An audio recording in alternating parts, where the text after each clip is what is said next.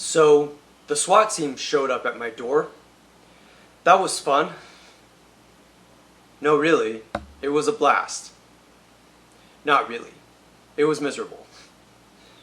So basically, yesterday morning, I was woken up.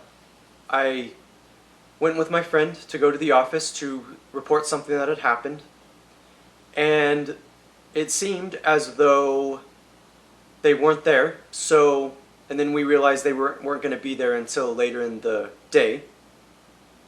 So then I went back home and I got ready for the day and I started writing.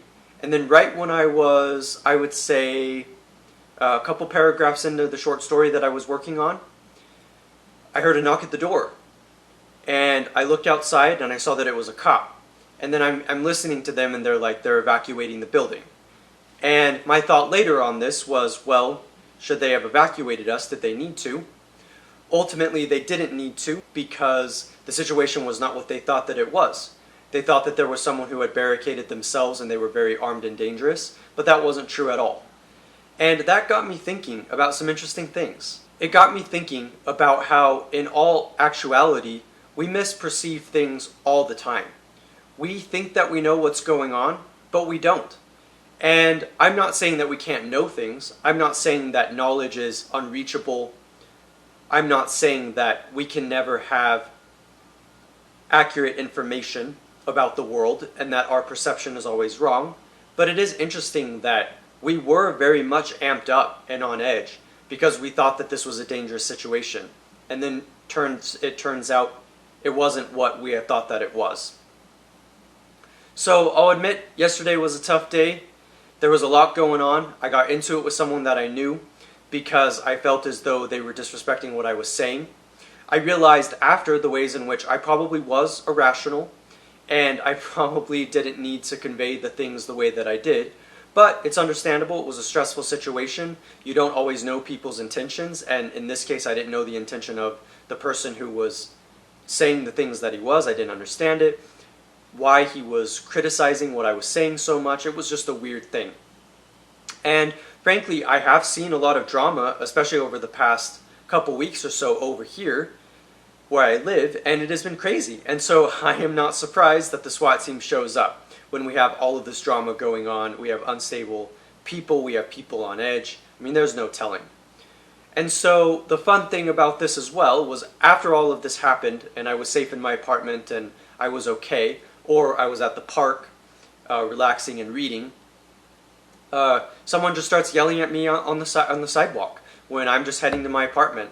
I realized afterwards that they were yelling at me for no reason, simply because I was in the area and simply because I was someone who was just easy to target, because I was an easy target and it was easy for them to just yell at me and call me an effing faggot, I don't know why, and to swear at me. I didn't even know this person. Never talked to the person. I don't even think I'd seen the person before. But they're going to accost me when I'm just going to my apartment. So that's lovely. So the SWAT team literally showed up at my apartment. Like, what do you do with that?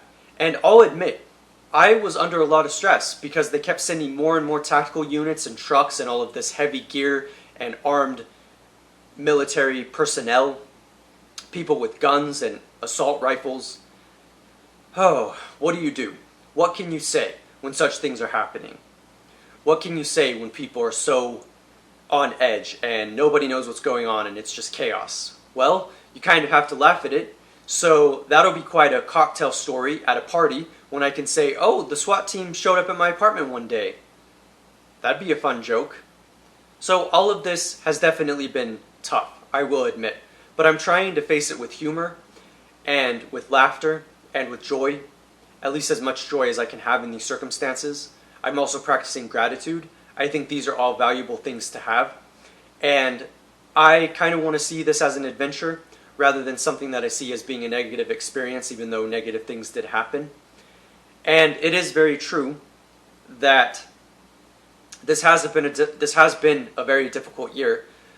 And it has been hard for a lot of people. And I want to approach things, though I've been working on this, though it's been hard, but I want to approach things with more humor. When I feel as though someone doesn't understand what I'm saying, or they're disrespecting me in some way, or they're not listening to what I'm saying at all in some way, I very much would like to think very, I would describe lighthearted to some degree about these things. Sure, I need to protect myself and be on edge, be prepared when things are intense. But I also want to approach things with humor, and I've been working on this for a long time. But it's not always easy to do. I can't always, the way that I'm wired seems to be that I am just a very seriously kind of melancholic, hardwired person. And so there is a way in which it's hard for me to think about the world in a humorous way. But I've definitely been working on that. And I do wonder if my interactions might be different sometimes if I can focus a little bit more on the lightheartedness and humor and not taking things too seriously, though it's certainly understandable why we do take things seriously. Another thing that I thought about in the context of all of this was a notion of forgiveness when I was talking with my friend, who I've been friends with for a very long time, and we have very deep conversations. And it seems to me that forgiveness is another hard thing. Philosophically, it does seem to come at a cost. And not even just philosophically, but in day-to-day life, in practice. And what do you do with that? You can try to extrapolate the meaning and value of something like forgiveness, but it's not easy. It comes at a cost. We do get angry at people. We don't always convey things in the healthiest way.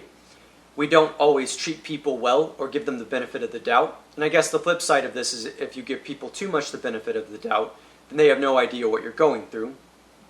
And because of that, they can be very critical of you, or they can end up getting away with egregious behaviors. And so in my estimation, it is very hard to forgive sometimes when people are just being horrible. And as I said, there has been a lot of drama at my apartment complex, which is why we have the SWAT team. That wasn't just some random thing, it was because things had escalated. The point being, though, I don't want to hold on to grudges and anger at people. I don't want to focus on the negative things. This is why I make YouTube videos about the SWAT team, about chaos at my apartment complex. And it's because I want to focus on the positive, and I want to focus on good things. I want to focus on the work that I can convey, the work that I can use to convey my experience and to give people an escape, and to just show people what my experience is like and to hopefully help them understand what their experience is like. And so certainly these are not easy things to think about.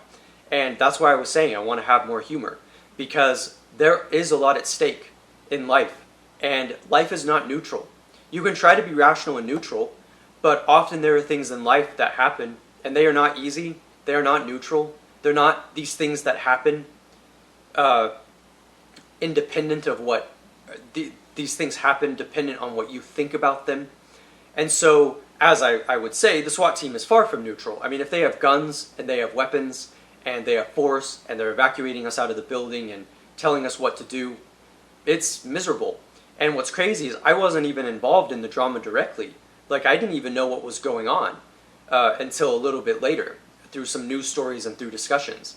And so there's a very real way in which things that other people do affect us, even if we're not part of it. And that's a really hard thing to keep in mind.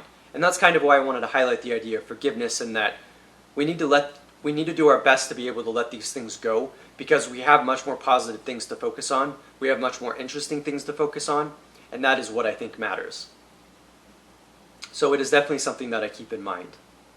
So yeah, the SWAT team showed up at my door. The SWAT team showed up at my door. It's crazy to think about, but that literally happened. Something I'll probably be writing about for a while, just because it was so crazy. Certainly I wrote an essay about this as well, and I was able to think through these things and process my emotions. Life can go to extremes, and we don't always know why. Thankfully, things didn't end up worse yesterday, and I'm really thankful for that.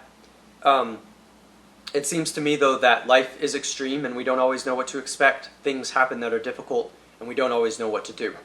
I, nonetheless, am going to focus on positive things, and I hope that you will too. I'm Phoenix, and I hope that you enjoyed this talk today on this topic and this adventure that I had yesterday. And be safe, hold your loved ones close. I'm Phoenix, there will be much more content to come. I will see you next time.